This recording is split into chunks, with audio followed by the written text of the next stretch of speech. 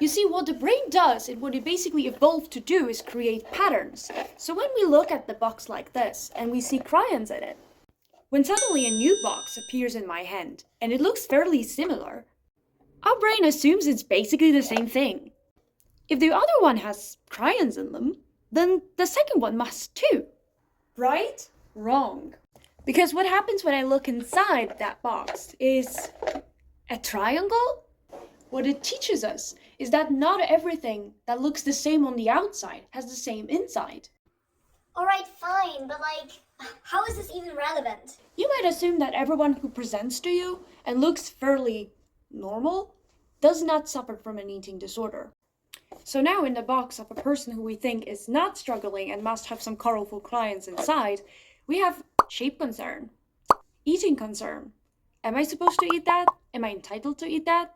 When I eat, do people think that I'm anorexic and I'm eating? Do they classify me by these standards? Or do they classify me as a normal person who's just eating like everyone else? That's why we shouldn't undermine or attach our idea of eating disorders so much with the weight. Other disorders that focus mainly on binge eating and some purging actions later may present actually with a little bit higher weight. Other people begin their eating disorder from a higher threshold, and therefore it takes a little bit longer for them to reach a critical point at which the surroundings basically realizes something is wrong and decides to reach out for help to them.